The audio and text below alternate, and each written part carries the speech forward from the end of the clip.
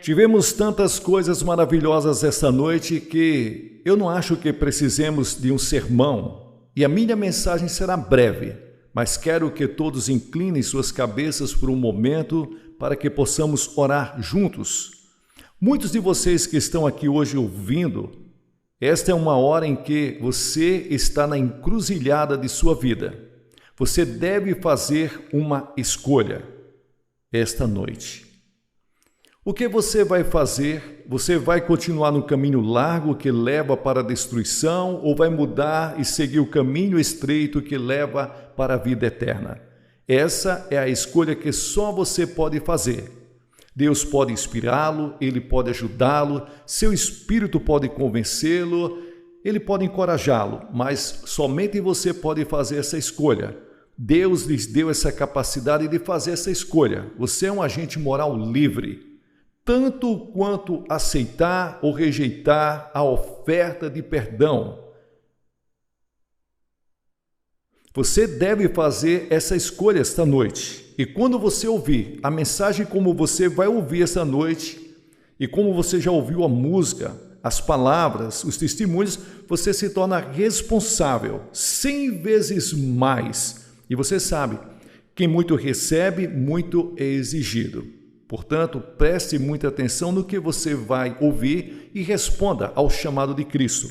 Nosso Pai, oramos para que Teu Espírito Santo convença do pecado, da justiça e do julgamento e que muitos digam sim a Cristo esta noite, pois pedimos em Seu nome que os homens esta noite, Senhor Jesus.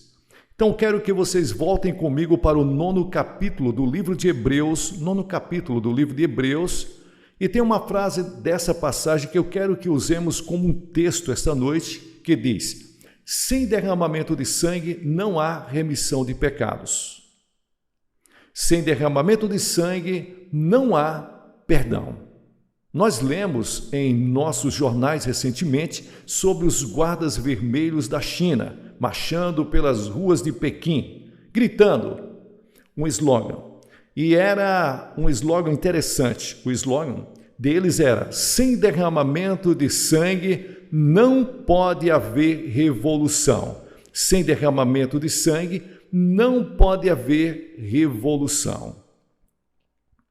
O ex-presidente do corpo estudantil da UCLA, que agora é cristão, disse a um de meus associados recentemente que o sangue é o símbolo da Revolução Mundial. E disse que muitos nos campos universitários falam que o sangue se tornou o símbolo da revolução. E ele declarou que nunca teria se tornado cristão se não fosse por ter ouvido a mensagem: sem derramamento de sangue não há remissão de pecados. Então eu tenho certeza que todos nós lembramos disso, daquela noite trágica quando o senador Kennedy foi morto no hotel aqui em Los Angeles, e acho que todos nós nos lembramos de ver aquela poça de sangue na televisão, no chão, ou quando o presidente Kennedy foi morto em Dallas e a senhora Kennedy voltou a Washington e ainda havia sangue em seu vestido. Ou o sangue de Martin Luther King quando ele estava deitado na varanda daquele hotel em Memphis, Tennessee. Sangue é muito interessante que quase todas as religiões do mundo usam o sangue como um símbolo, ou usam o sangue para fazer expiação aos seus deuses ou ao Deus que eles servem. Lembro-me quando estava na faculdade que eu fiz um trabalho de faculdade em antropologia e fiz a minha tese sobre o sangue. Sangue em outras religiões. E você dificilmente encontrará uma religião em qualquer lugar do mundo que não usa o sacrifício do sangue. Por exemplo, os índios astecas da América do Sul, no Peru, matavam 20.000 pessoas todos os anos em seus altares para fazer expiação aos seus deuses. De onde eles tiraram essa ideia? Muitos deles faziam isso tentando aplacar a ira dos seus deuses. Li em um jornal essa semana que estão oferecendo sacrifícios ao vulcão Steve em Moscou há algum tempo e perguntei ao meu guia por que a estrela vermelha, o que significa a estrela vermelha com 5 pontas. Ele disse, não sabe? Eu disse, não. Ele disse, a estrela vermelha representa os 5 continentes do mundo e o vermelho representa o sangue que deve ser derramado antes que todos os continentes do mundo se tornem socialistas. Em nossos jornais, que todos os dias lemos, nós vemos sangue sendo derramado no Vietnã e aqui mesmo em Orange County. Lemos sobre dezenas de pessoas todos os anos que são mortas nas rodovias. Sangue é derramado. O crime que é tido, sangue é derramado. Um dos romances mais populares nos últimos anos foi editado, o livro de Al Capone, A Sangue Frio. Há algo que evitamos e ainda algo que nós estamos sendo fascinados sobre o sangue. E quando você pega a Bíblia, muitas pessoas ficam surpresas que há sangue de Gênesis a Apocalipse. Por que há tanto sangue na Bíblia? Eu costumava me fazer essa pergunta, na verdade, em um período da minha vida. Era uma pedra de tropeço para mim. Por quê? Havia tanto sangue. Porque os judeus ofereciam em seus altares milhares de sacrifícios todos os anos, aparentemente para apaziguar um Deus irado. Por que damos tanto valor ao sangue de Jesus Cristo em todo o Novo Testamento? Você está consciente do sangue de Jesus Cristo e toda vez que você pega o pão e o vinho e está ali no serviço da comunhão em sua igreja, você é lembrado do corpo que foi partido e do sangue que foi derramado. E aquele que você usa em seu serviço de comunhão é um símbolo do sangue que foi derramado na cruz do Calvário, onde Jesus morreu. E de onde vem essa ideia? Quando você se volta para Levítico, capítulo 17, no versículo 11, diz, porque a vida da carne está no sangue, e eu dei a vocês sobre o altar para fazer expiação por suas almas, porque é o sangue que faz expiação pelas almas. Em outras palavras, a Bíblia diz que você precisa de expiação, você precisa de perdão, você precisa se reconciliar com Deus e só há uma maneira de fazer isso, é através do sangue. Bem, a pergunta vem a mim esta noite, por que o sangue? Porque se Deus não usa outra coisa, porque Deus exige sangue. Você sabe, a ciência ainda não descobriu o que realmente é a vida. Há algumas pessoas que têm uma ideia de que nos próximos anos a ciência pode ser capaz de fazer um ser humano, mas eles estão errados. Eles podem ser capazes de fazer um corpo e um cérebro, mas nunca serão capazes de fazer um espírito ou uma alma. E é isso que distingue o homem de um animal. O homem tem um espírito feito para a imagem de Deus. Vivemos em um corpo temporário, mas nosso espírito, nossa alma, sua eternidade feita para a imagem de Deus. Agora, nosso sangue circula a cada 23 segundos para que cada célula do corpo seja constantemente suprida e limpa ao mesmo tempo o sangue, carregando todo o lixo e jogando fora, sem contaminação. É a substância mais misteriosa do corpo e é composta da vida do corpo, e cada um de nós aqui, essa noite, preto, branco, vermelho, amarelo, rico, pobre, somos todos parentes, somos todos irmãos de sangue. Tentem entender isso. Deus fez de um só sangue todas as nações de homens. Todos nós estamos diante de Deus, podemos ter face diferente, mas todos nós temos a mesma origem. Viemos de Adão, todos nós temos o mesmo sangue, a mesma relação de sangue. Melvin é meu irmão, está aqui essa noite, mas todos vocês são meus irmãos e irmãs pela criação e em um sentido especial. Se você conhece Cristo, nós somos irmãos e irmãs, membros de um só corpo, de um grupo especial chamado na Bíblia de o corpo de Cristo. Mas é o sangue de Adão que corre em minhas veias. E se você é judeu, negro, branco, ou gentil, pagão, um culto, é o sangue de Adão, porque esses são os problemas, porque você vê o sangue, carrega a sentença de morte. A corrente sanguínea foi contaminada por uma doença chamada pecado. E a Escritura diz em Romanos: portanto, como por um homem o pecado entrou no mundo e a morte pelo pecado, e assim a morte passou a todos os homens para que todos venham a pecar, todos pecaram. E Deus disse: Adão, no dia em que você se rebelar contra mim, no dia que você pecar, comer dessa fruta, eu digo que você não deve comer, mas se você comer, se rebelar, você morrerá. O homem deliberadamente quebrou a lei de Deus e, portanto, recebeu a sentença de morte que caiu sobre ele. Não apenas a morte física, mas a morte eterna, separação de Deus, julgamento, inferno, separado de Deus. E separado da vida de Deus por causa do pecado. Pecado de Adão. Eu sou parente de Adão, sou filho de Adão. Por um homem, pelo homem Adão, o pecado entrou no mundo. E quando Adão caiu em desgraça com Deus, eu caí. Quando Adão recebeu a sentença de morte, eu recebi a sentença de morte. E hoje a sentença de morte pesa sobre todos os nossos irmãos e irmãs pelo mundo inteiro. Por isso que tem cemitérios testificando o que foi designado ao homem uma vez morrer. Mas esta é apenas a morte. Existem dois tipos de mortes na Bíblia: a morte espiritual. Muitos de vocês estão vivos fisicamente, mas sua alma está morta para com Deus.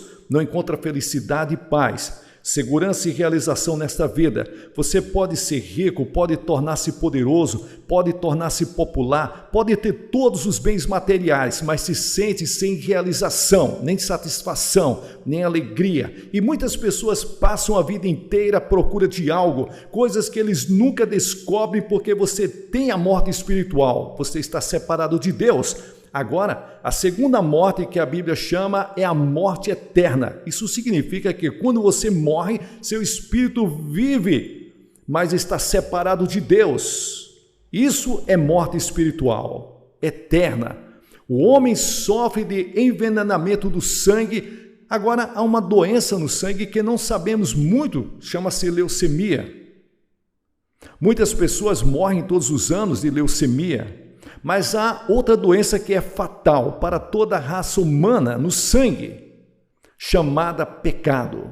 E tem mortes, pessoas envenenadas, recebendo a penalidade da morte agora. Como podemos ser purificados de nossos pecados? Voltamos direto para Adão e Eva, quando Adão e Eva pecaram contra Deus e se rebelaram contra Deus.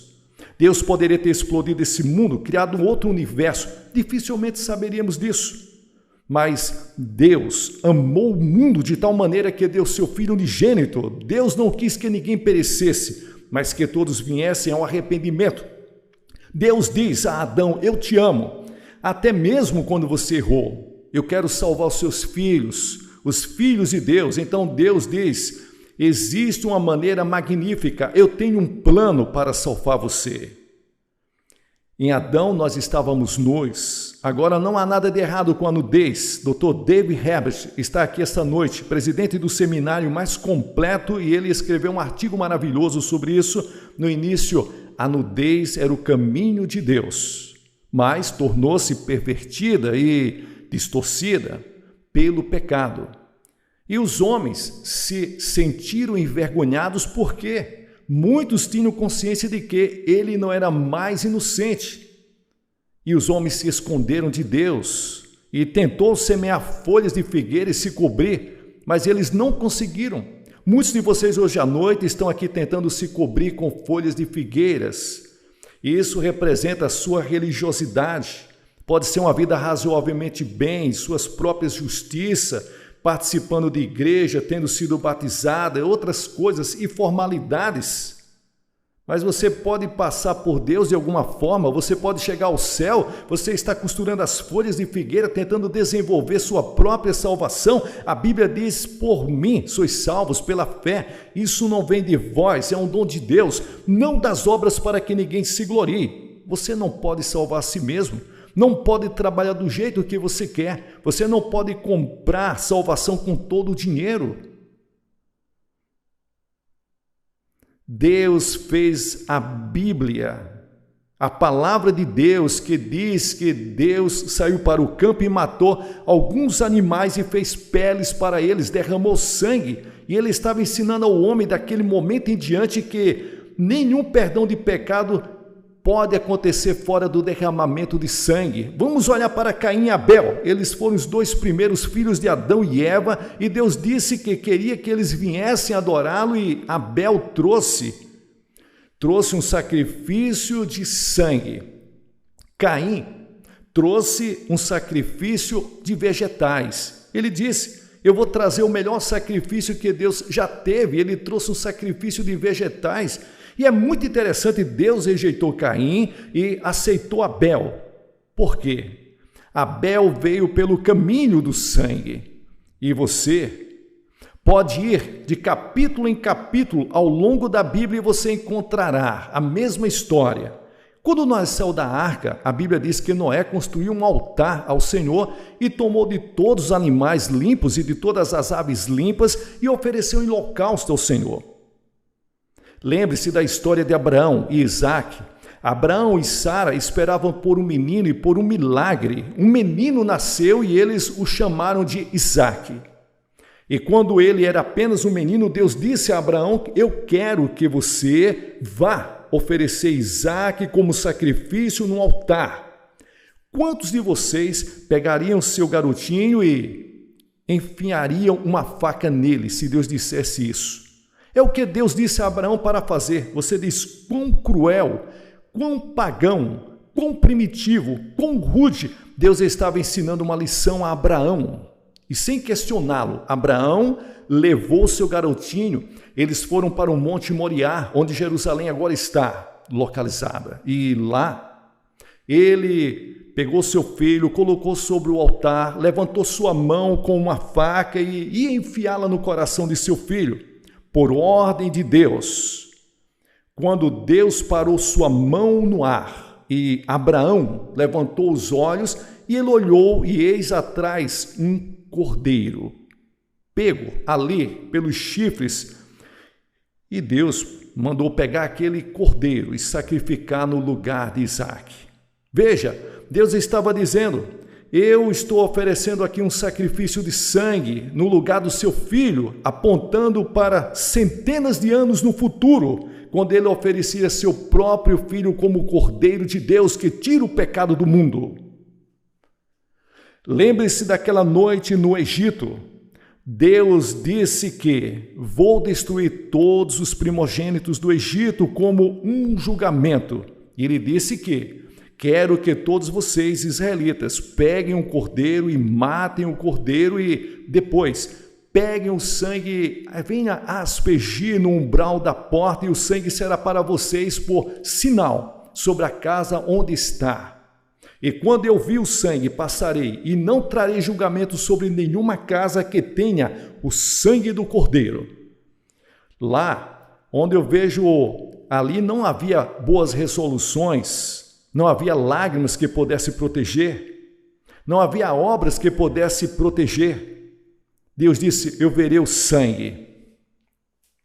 E posso ver naquela noite no Egito um pai, ele mata o cordeiro, põe o sangue na ombreira da porta. E então, a pequena família se senta para comer e o filho mais velho está muito tenso e muito nervoso. Ele diz, pai, eu não vivi uma vida muito boa e eu pequei, eu falhei. O senhor sabe, Eu não tenho sido muito religioso, mas, Pai, você tem certeza que o sangue é suficiente? Você tem certeza que o sangue vai me dar essa cobertura? E o pai olha para o filho e diz: filho, Deus não disse que você tem que ser bom. Deus não disse que você tem que ser legal, mas quando ele vê o sangue do cordeiro, ele passará por sobre a casa, protegendo toda a família. Você vai estar seguro por causa do sangue de Cristo. Confiar nas suas obras é tolice. Você precisa confiar na cruz de Cristo. Jesus morreu na cruz, derramou seu sangue pelos nossos pecados. Isso pode parecer tolice, pode parecer que seja algo que seja tolo. O mundo pagão, ele olha para Cristo e acha que é tolo, é ridículo, é idiota, é imbecil. Mas a tolice de Deus é mais sábia que os homens, porque Deus escolheu o sangue. Acho que uma das razões é para nos ensinar o quão feio é o pecado. Você vê, nós olhamos para o sangue e nós sentimos repulsa. O sangue é algo repulsivo. Nos afastamos do sangue e o sangue sempre nos lembra de nossos pecados. Quando vejo o sangue de Cristo, me lembro de que sou um pecador e lembro-me de que Deus me ama. Glória a Deus! É assim que os pecadores, aos olhos de Deus, repelem a Deus, se afastam de Deus. Mas isso é por causa dos nossos pecados. Quando eu vejo o sangue, por onde passarei? Olho para o Novo Testamento e nosso Senhor está chorando por Jerusalém, ele está suando gotas de sangue no jardim e assim por diante. A cruz, ele está morrendo e o sangue está descendo por seu rosto e descendo por suas mãos e do seu lado e por seus pés. 14 vezes ele previu a sua própria morte. Ele disse a Nicodemos: como Moisés levantou a serpente no deserto, assim deve o Filho do Homem ser levantado. O sangue de Cristo é mencionado no Novo Testamento 255 vezes. Por quê? A Bíblia diz, antes de tudo, o sangue ele redime tanto quanto você sabe que ele não foi redimido com coisas corruptíveis, como prata, ouro, de sua vã maneira de viver, da tradição, dos seus pais, mas pelo precioso sangue do Cordeiro de Deus, derramado na cruz do Calvário sem mancha e sem mácula. A salvação é gratuita para você, mas custa a Deus o seu Filho Jesus Cristo, que derramou o seu sangue voluntariamente por você. E a palavra redenção significa comprar de volta. Por que você precisa ser resgatado? Porque a Bíblia diz que você é o escravo do pecado. Todo aquele que comete pecado, como escravo do pecado, disse Jesus em João 8,34. Quantos de vocês esta noite escravos de seus hábitos, escravos do orgulho, escravos da inveja, escravos do preconceito? Você não quer ter preconceito contra um homem só porque ele tem uma cor diferente? Você gostaria de se livrar disto? Escravos de algumas seitas secretas em que ninguém sabe nada sobre você. Gostaria de ser livre, mas você pode. Você é escravo de algumas drogas. Você está tentando se esconder, mas ela está lá e você sabe disso. Aquela coisa secreta lá no fundo, você é um escravo. Você não pode se libertar. Jesus disse que nós somos escravos do pecado. E ele disse: eu vim para comprar você de volta e eu dei meu sangue para comprá-lo de volta. Ele pode tornar você livre essa noite. Ele pode lhes dar uma alegria, uma paz e uma segurança que você nunca conheceu antes, se você deixá-lo entrar em sua vida. Deixe-me contar a história de um amigo que escreveu um livro e diz que ele rejeitou a Deus completamente e se tornou escravo do pecado. Quantos de vocês essa noite fizeram o mesmo? Você não rejeitou a Deus abertamente como esse homem fez, mas pelo seu modo de viver e pela sua atitude, você realmente rejeitou a Deus. Você é um escravo do pecado essa noite. Você gostaria de ser livre? Ele morreu para fazer você livre. Em segundo lugar, a Bíblia ensina que somos justificados pelo sangue. Romanos capítulo 5, versículo 9. Muito mais agora, sendo justificados pelo seu sangue, seremos salvos da ira. Isso significa que nós somos justificados. Significa como se nunca você tivesse pecado. Para ser colocado diante de Deus como se você nunca tivesse cometido pecado, agora pense nisso por um momento. Deus não apenas te perdoa. Você gostaria de ser perdoado, mas Ele faz mais do que isso. Ele te justifica como se o pecado nunca tivesse sido cometido. E é feito pelo sangue de Jesus Cristo, sendo justificado pelo seu sangue. Não me pergunte como, eu não sei. Mas quando eu aceitei Jesus Cristo pela fé, eu quero te dizer, fui perdoado. Eu quero te dizer isso. Quando eu chegar na entrada do céu, não vou dizer, Senhor, meu nome é Billy Graham.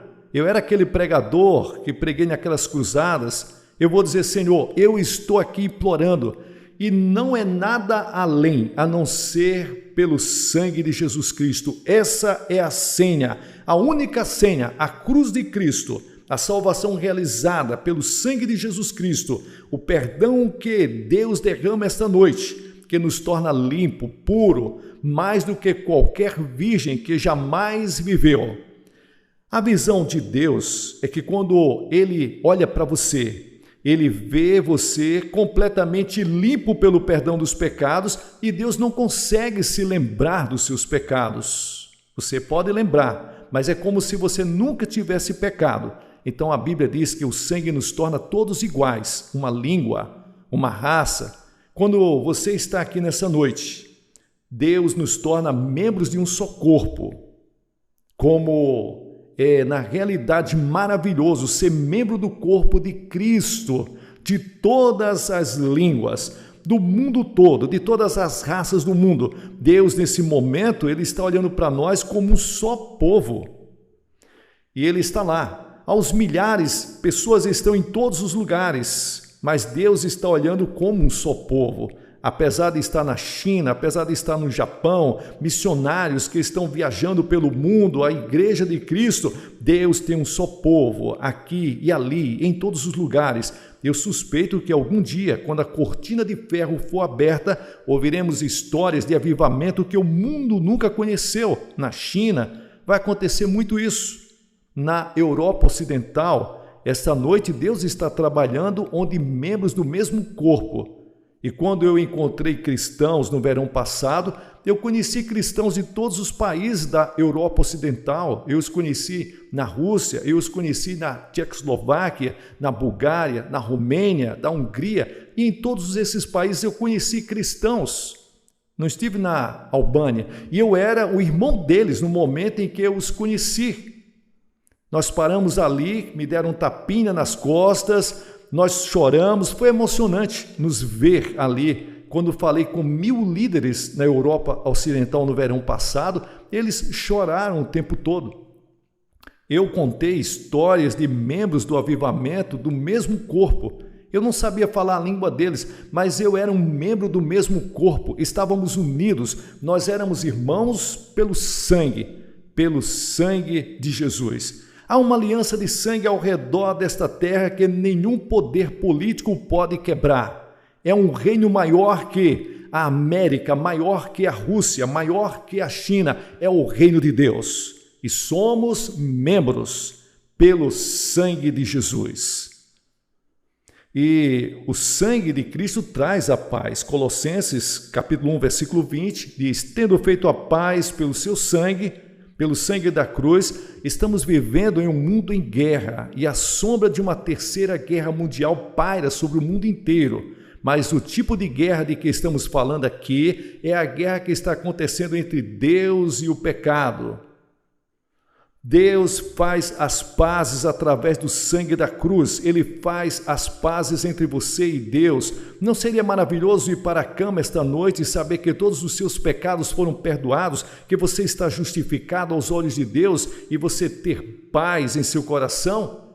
E a Bíblia diz que o sangue purifica Revelação capítulo 1, versículo 5. Aquele que nos amou e nos lavou dos nossos pecados em seu próprio sangue. A Bíblia diz que o sangue de Cristo reconcilia-nos. Temos bancos de sangue em várias partes do mundo. E eu me lembro de alguns anos atrás, quando eu fui operado e quase sangrei até a morte.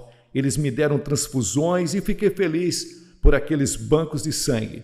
Hoje à noite há um banco de sangue ao qual podemos recorrer pela fé, que removerá nossa culpa e nossos pecados. Você sabe que existem transplantes de coração. São os médicos que estão fazendo isso no nosso tempo, e 2 fatores determinam o sucesso da operação. Ali, primeiro, tem que haver um doador. Temos um doador eterno, uma pessoa celestial, Jesus Cristo, que morreu por nós e deu seu sangue e deu seu coração para você. A segunda coisa que o paciente pode é aceitar ou rejeitar o coração que ele recebe. Esse é o grande problema que eles estão encontrando agora, é a rejeição. Essa noite Deus te dá o poder de aceitar ou rejeitar. Tenho certeza que quando o coração é transplantado, já que o paciente não entende toda a química científica envolvida em todo o processo que vai ser feito, talvez o médico também não entenda tudo, e neste caso, eu sei que não entendo tudo, em nenhum lugar da Bíblia diz para que nós venhamos a entender tudo. Você só tem que entender o que a Bíblia diz, que você vem por uma fé simples, infantil.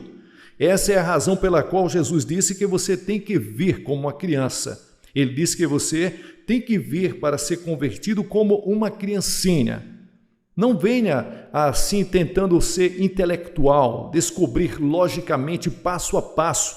Você tropeçará, porque Deus não permitiu que venhamos a conhecê-lo somente pela sabedoria.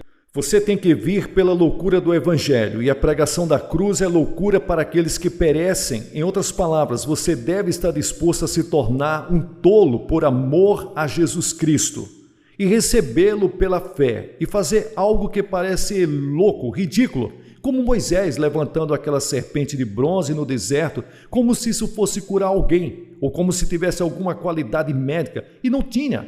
Mas Deus queria que fosse um símbolo de fé. Você vê, Deus quer que você venha a Ele pela fé, que você o agrade pela fé. Agradar a Deus mais do que tudo, você tem que ter fé em Cristo. Tenha fé que Ele morreu por você, tenha fé que Ele ressuscitou. Receba-o e diga: vou colocar minha confiança total nele. E então, algo sobrenatural acontece dentro de você, que nada podemos fazer para explicar. Você nasce de cima, a vida se torna nova, diferente, você tem um novo poder, uma nova capacidade de enfrentar a vida. A partir desse momento, tudo que eu vou pedir para você fazer essa noite é para que você receba Cristo. Pai, mãe, jovem, mulheres, crianças, vocês precisam de Cristo em seu coração esta noite. Você precisa ser perdoado de seus pecados, você quer ser justificado aos olhos de Deus, quer ser purificado esta noite. Você quer confiar no sangue de Jesus, somente no sangue de Cristo para a sua salvação. Você quer ter a vida, você quer mudar, quer aceitá-lo, recebê-lo esta noite como seu Senhor e seu Salvador. Você pode ser membro da igreja, você pode ser um oficial da igreja, você pode ser católico, protestante, um judeu. Você pode não ter nenhuma religião, mas Deus falou com você essa noite e você precisa de Cristo e precisa recebê-lo e quer ter certeza que está pronto para se encontrar com Deus. Vou pedir para que faça algo e diga: eu recebo Cristo em meu coração. Se você estiver com os amigos e parentes, eles vão esperar por você. Se você veio de ônibus, eles vão esperar. Eu peço que você se aproxime, porque cada pessoa que Jesus chamou no Novo Testamento, ele chamou publicamente. Faça isso. Ao homem que estava com o braço atrofiado, Jesus disse: venha para o meio. Se você está aqui nessa noite, está disposto a reconhecê-lo perante o seu Pai que está nos céus, você que está aí na parte de cima dessa varanda aí, você que está nas galerias, venha. Vai demorar alguns minutos, talvez você esteja um pouco distante, comece a descer agora. Centenas de vocês se levantem. Se você veio com algum amigo, traga ele aqui na frente. Venha. Depois que todos vierem, eu vou dizer uma palavra. vou fazer uma oração, vou dar alguma literatura e um conselheiro vai aconselhar vocês depois. Aí vocês voltam e se juntam aos seus amigos. É muito simples, mas é muito importante. Pode ser a mudança na vossa vida para começar a viver uma vida nova, uma nova direção. E eu vou pedir... From our archives, the Nessa Billy noite Graham eu Classics. peço que leiam comigo o livro de Atos, capítulo 11, e o verso 16, na parte final do verso 16 do livro de Atos, capítulo 11. Nós lemos estas palavras: e os discípulos. A palavra discípulo significa aprendiz ou seguidor, e os discípulos foram chamados cristãos pela primeira vez em Antioquia. Paulo e Silas estavam pregando em Antioquia por muitos meses. Eles estavam produzindo uma cruzada evangelística, levando centenas de pessoas a receber a Cristo. Eles fundaram uma grande igreja e naquela região as pessoas ao redor começaram a chamá-los de cristãos. Pessoas de Cristo, seguidores de Cristo e cristãos. Foi aonde a palavra cristão foi pela primeira vez citada. Seguidores de Jesus Cristo. Bem, nessa noite eu quero falar sobre o assunto como viver a vida cristã. Eu escutei sobre uma garota alguns anos atrás que escutou uma das sonatas de Beethoven e ela tinha um desejo grande de aprender a tocar. Ela tinha habilidade musical real, mas 20 anos depois, os vizinhos tinham que suportar escutá-la tocando como se estivesse assassinando Beethoven. Bem, o que aconteceu? Ela nunca encarou os exercícios com os 5 dedos e as escalas musicais. Ela negligenciou aprender a tocar. Agora, há muitos de vocês que têm uma enorme vontade de viver a vida cristã. Você quer ser um cristão? Você quer viver uma vida cristã, mas você nunca aprendeu como viver a vida cristã.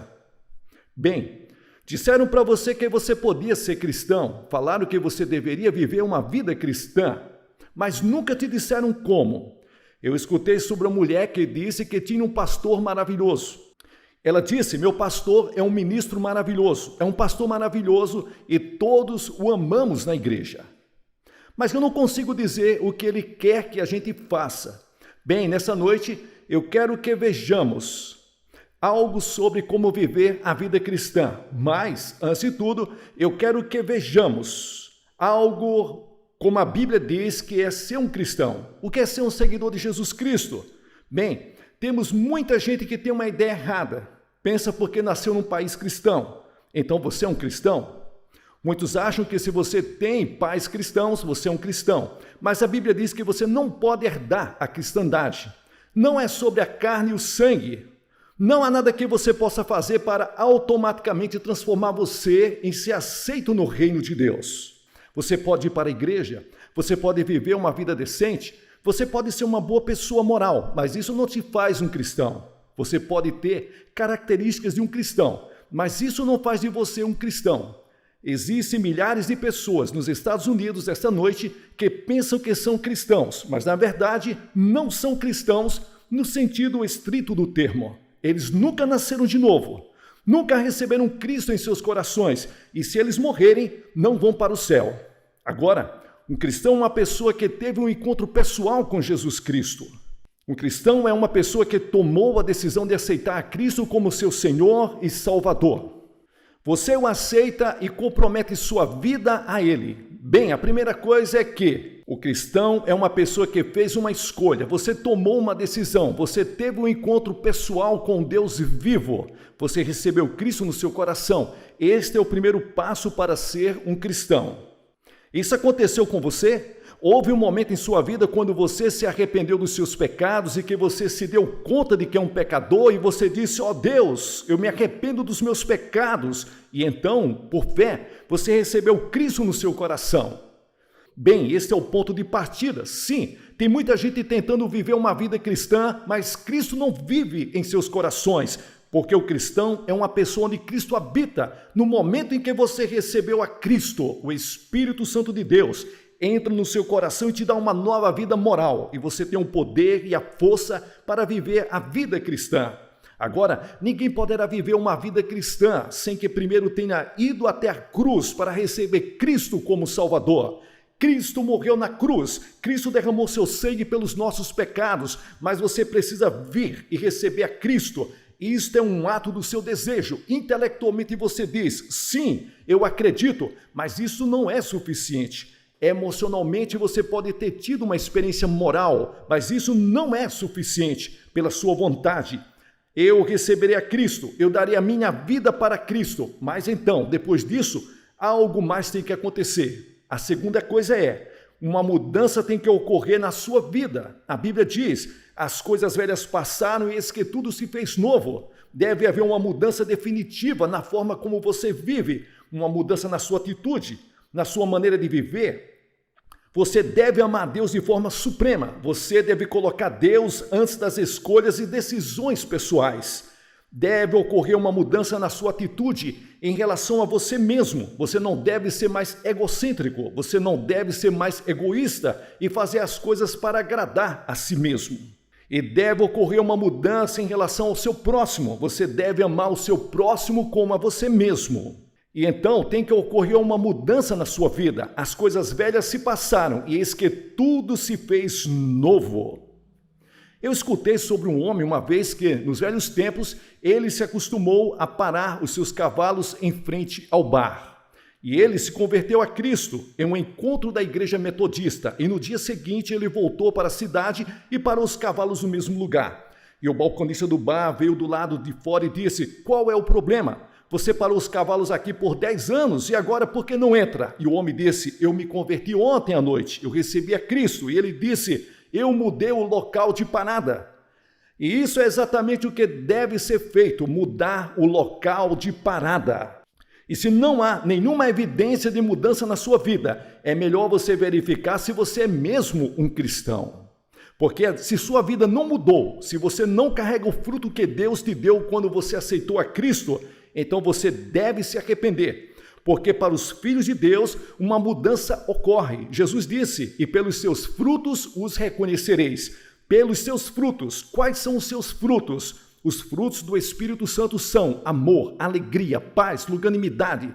Você está vivendo a vida cristã? Você se entregou a Cristo? Você sabe se teve este encontro com Ele?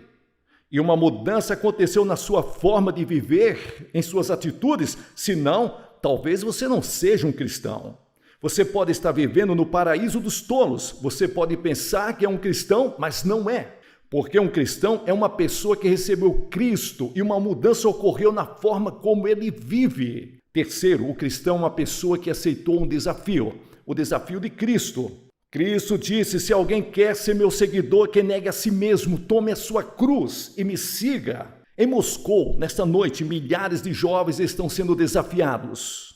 Eu estou feliz de dizer que os jovens americanos, até onde eu sei, não aceitaram o desafio do comunismo. O comunismo tem desafiado milhões de jovens. Jesus Cristo também ofereceu um desafio. Ele disse, a menos que você tenha o desejo de aceitar meu desafio e viver por mim, você não pode ser meu seguidor.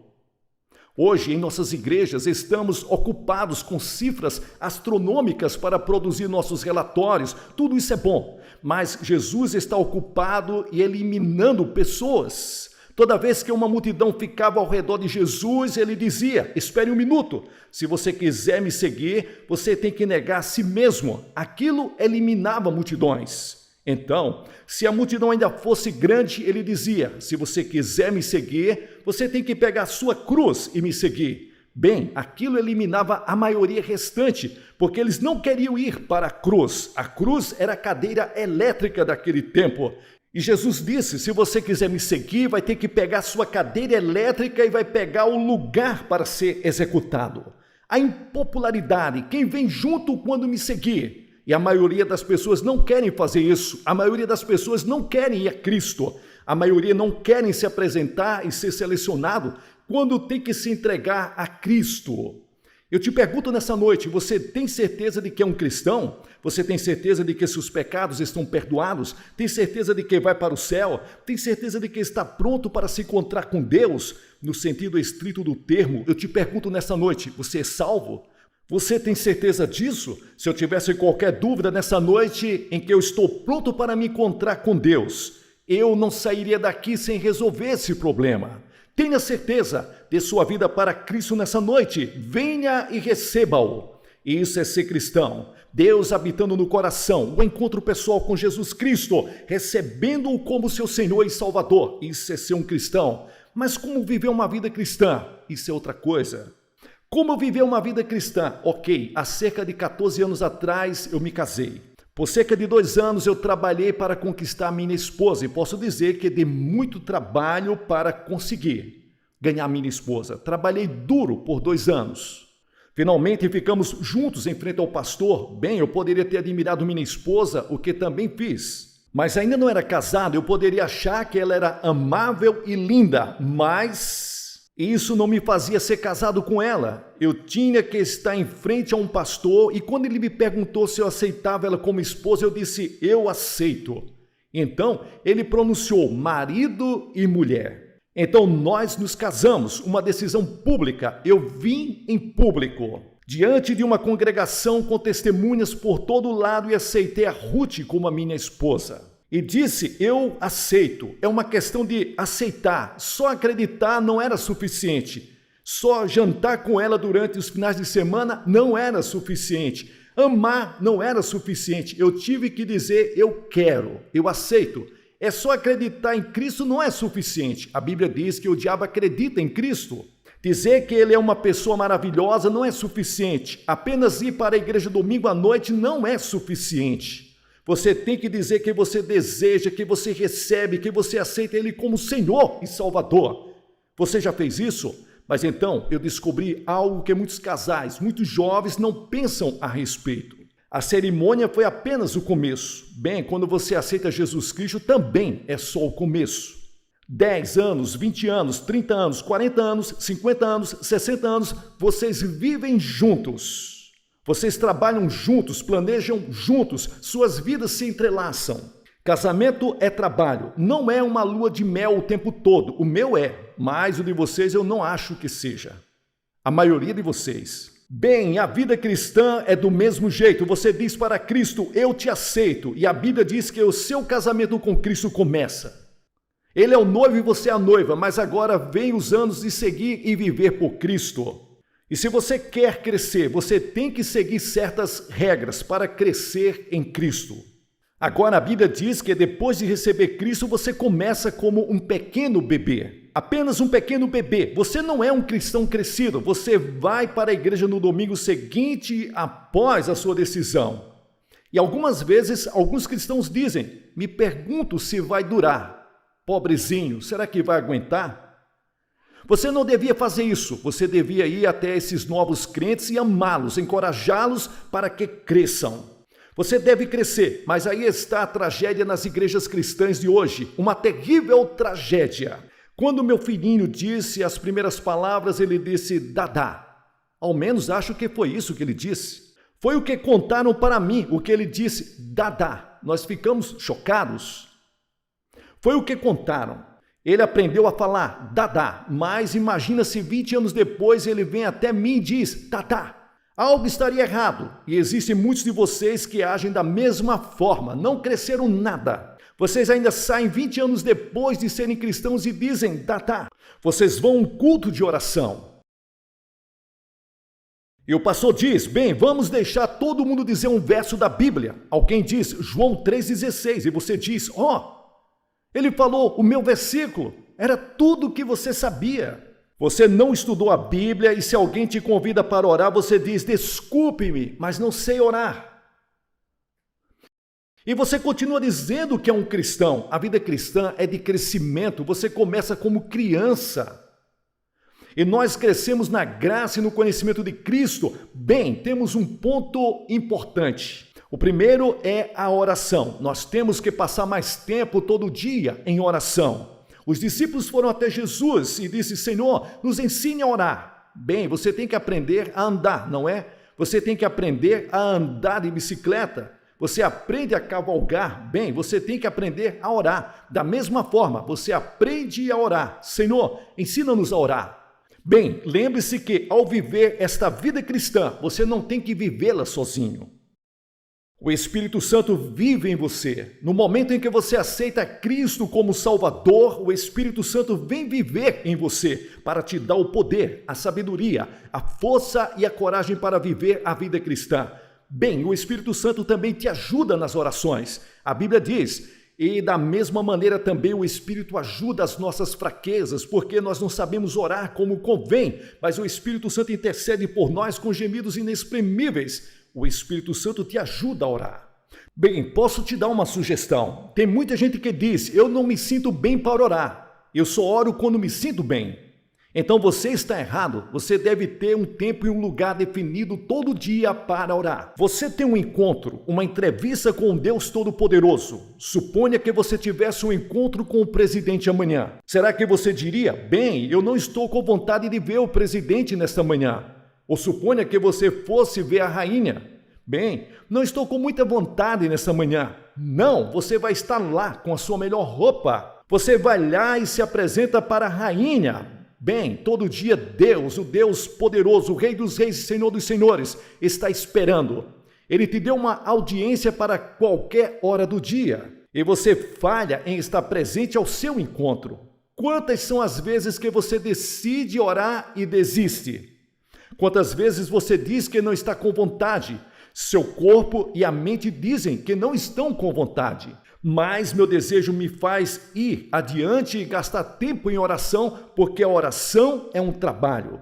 Oração é trabalho. E muitas vezes você se força a manter seu compromisso com Deus. E daqueles momentos surgem os momentos mais preciosos e algumas das maiores respostas. E então, o segundo ponto, que é ler a Bíblia. Bem, o propósito da Bíblia é o de testificar de Jesus Cristo. A Bíblia, de Gênesis ao Apocalipse, aponta para Cristo. Nesta quinta noite, eu vou contar como estudar, ler e entender a Bíblia. Vou só começar esta noite. Jó disse: não me afastei dos mandamentos dos meus lábios, dei mais valor às palavras da sua boca do que o pão com manteiga. A Bíblia diz: como crianças recém-nascidas, desejem de coração leite espiritual puro, para que por meio dele cresçam para a salvação. A Bíblia diz que não crescemos só fisicamente, mas que dentro de você existe uma alma. Fisicamente você tem olhos, boca, nariz e mãos, mas vivendo dentro de você está a sua personalidade, sua alma, mente e memória. Esta é a sua alma, o seu espírito. Bem, e se você gasta todo o seu tempo no desenvolvimento físico? A maioria de vocês parece que tomou um bom café da manhã hoje. Você não deixou de comer hoje, deixou? Você não deixou de cuidar das suas necessidades físicas, de olhar no espelho, mas e quanto às suas necessidades espirituais? Você está cuidando das suas necessidades físicas hoje, mas não dá às necessidades da alma, a alma que vive para sempre, enquanto o corpo morre e vai para a sepultura, e você passa todo o tempo alimentando o corpo e não a alma. E como você alimenta a alma? Qual a comida que você dá para a alma? É lendo a Bíblia, a palavra de Deus. E não importa quem você seja, você não pode viver uma vida vitoriosa se você não ler a Bíblia Sagrada. Toda vez que uma pessoa vem até mim e diz: eu não estou tendo as orações atendidas, não estou tendo vitórias na minha vida, não tenho alegria, não tenho paz, eu acho que deveria ser como um cristão. Eu pergunto só uma coisa: você lê e estuda a Bíblia diariamente? Geralmente, como resposta, eles curvam a cabeça e dizem: não, não tanto. Deus tem uma mensagem para você nesse livro. Leia, estude e medite nela. Bem, veja como você deve ler a Bíblia. Leia com reverência. É um encontro com Deus Todo-Poderoso. Leia com expectativa. Leia a Bíblia esperando que Deus fale com você. E realmente Ele falará com você. Talvez você leia só um verso, mas medite naquele verso. Talvez você leia um capítulo inteiro, medite naquele capítulo. Venha com expectativa, porque cada vez que você lê as Escrituras, Deus tem uma mensagem para você. E leia com dependência. O Espírito Santo inspirou o escritor desse livro e o Espírito Santo pode interpretar este livro para você. Muitas vezes eu leio a Bíblia e existem pontos que eu não entendo e fico de joelhos e digo: Deus, por favor, mostre para mim. E de joelhos eu encontro o significado daquela passagem através do Espírito Santo. Bem, e reserve um tempo adequado. Não leia apenas um verso da Bíblia como um ritual e feche-a. Reserve tempo para Deus. Tempo de 15, 20 ou 30 minutos. E você deve fazê-lo toda manhã. Antes de deixar a sua casa ou antes de deixar o seu escritório, passe meia hora em estudo da Bíblia, em oração. E eu digo a você, o dia será totalmente diferente. Você caminhará nas nuvens, haverá alegria na sua alma, haverá um sorriso na sua face, haverá uma atitude totalmente vitoriosa em relação à vida. Se você tiver o hábito de ler a Bíblia e passar um tempo em oração toda manhã. Terceiro ponto. Se você for viver uma vida cristã, deve haver disciplina na sua vida. A vida cristã é uma forma de renúncia. Jesus disse: estreito é o caminho que leva para a vida eterna. A Bíblia diz que o cristão é um soldado que tem que sofrer. A Bíblia diz: tu, pois, sofre as aflições como bom soldado de Cristo. O cristão é como um lutador de boxe que fortalece seu corpo. E em todo o Novo Testamento você lê palavras como esta, descrevendo a vida cristã. Lute, corra, trabalhe, suporte, resista, agonize. Tudo isso nas palavras do Novo Testamento descreve a vida cristã. E para ser uma vida disciplinada, nós temos que disciplinar as nossas mentes, as coisas que lemos e pensamos.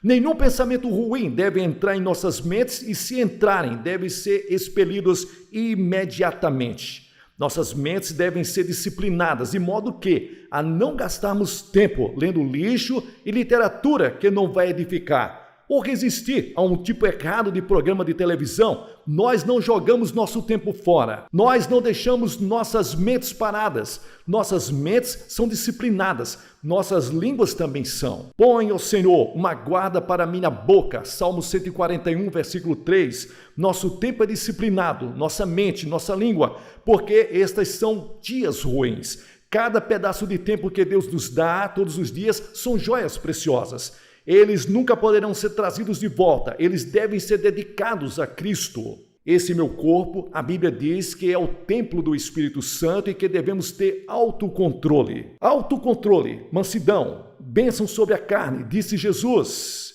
É isso que mansidão significa.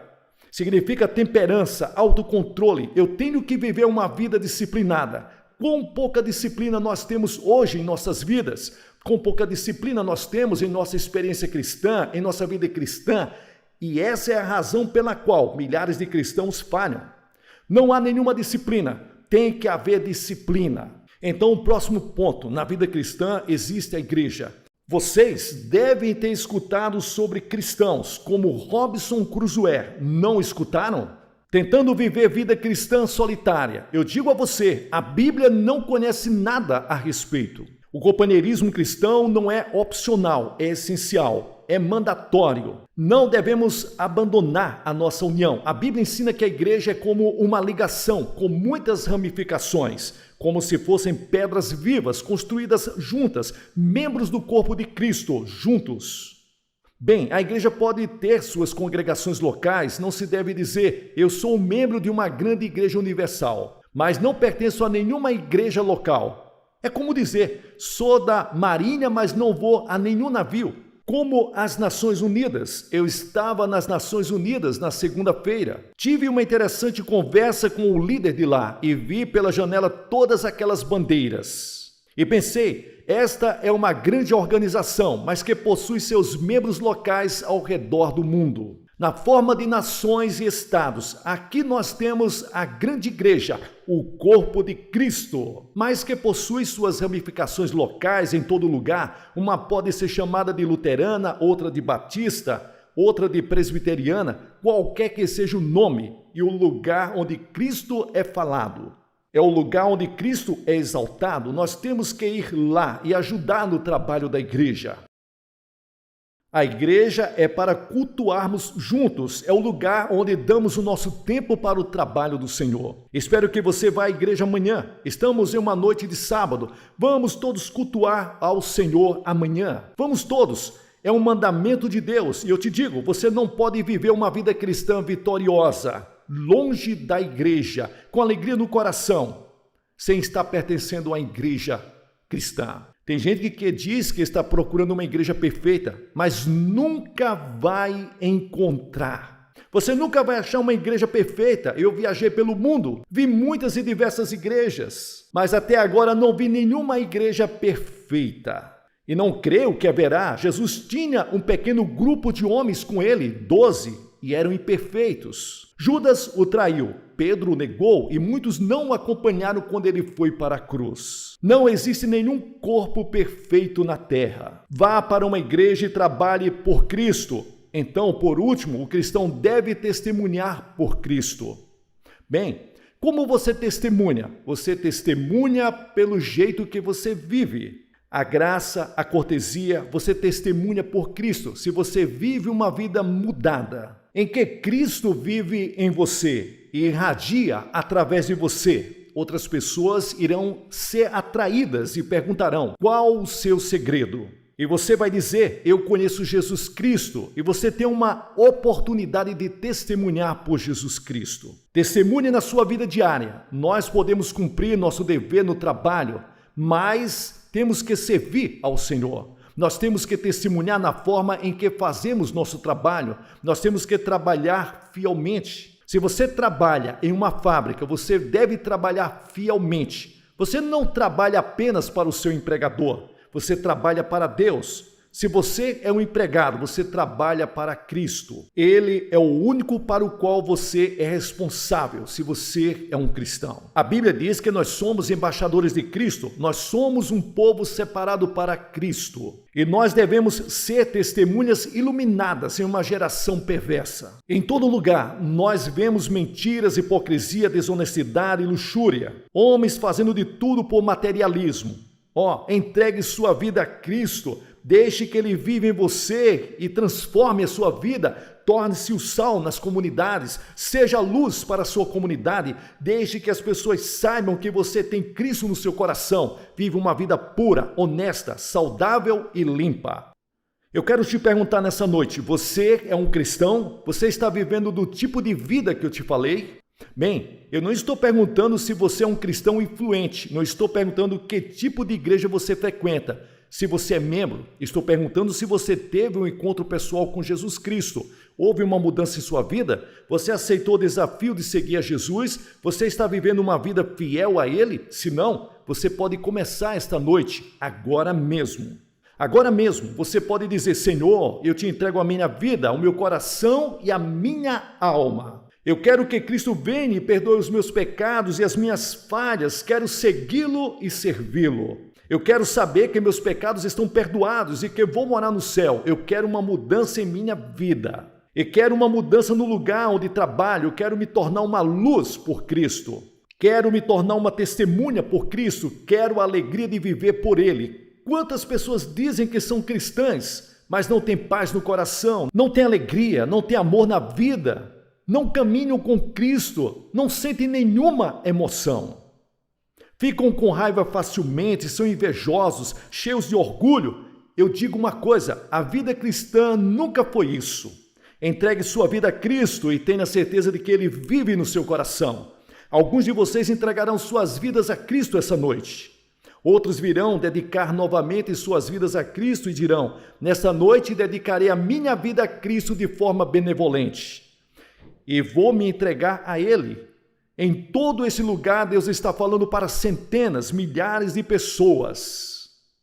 Todos vocês que virão à frente vão dizer: eu vou começar uma nova vida, vou entregar minha vida a Cristo. Eu venho aos pés da cruz, renunciando os meus pecados e minhas falhas, me entregando a Ele como meu Senhor e Salvador. Eu vou pedir que vocês saiam de seus lugares, todos neste grande prédio, todos venham e fiquem aqui em frente, em reverência. Digam nessa noite: eu estou me entregando a Cristo. Se você veio com amigos e parentes, eles vão esperar por você. E vou pedir que você venha agora mesmo, enquanto todas as cabeças estão curvadas em oração e os olhos fechados. O coral cantando baixo: tal qual estou. Homens, mulheres, jovens, crianças, Eu vou fazer uma oração por vocês. Você não pode vir para Cristo na hora que quiser. Você só pode ver quando o Espírito de Deus está falando, e Ele está falando com centenas de pessoas aqui hoje. Ele está falando para você aí em casa. Você pode entregar sua vida a Cristo agora. Nessa noite, eu me entrego a Cristo. Muitos de vocês são cristãos e membros de igreja, mas você precisa dedicar de novo a sua vida a Cristo. Você precisa dizer a Deus que de agora em diante, você vai viver a vida cristã correta. Você vai entregar sua vida para Ele. De todos nesse prédio, nesse local, centenas de vocês, venham aqui, agora. Levante-se de seus lugares e digam, nesta noite, eu me entrego a Cristo. Nós vamos esperar e depois vamos orar. Vamos ler um verso das Escrituras, te dar uma palavra para você levar para casa e você que veio com os amigos e parentes, eles vão esperar. Depois você poderá voltar e se juntar a eles. Você virá aqui agora como uma indicação de que você confia em Cristo. Pessoal, aqui é o pastor Gilson Soares fazendo aqui as locuções, as traduções do reverendo Billy Graham. Você que está acompanhando nosso canal, abençoe esse canal. A obra missionária na cidade de Guarabira, na Paraíba, para que possamos fazer mais e melhor. Você pode fazer isso através da chave Pix ou do número da conta que aparece na descrição. Que Deus abençoe a todos vocês.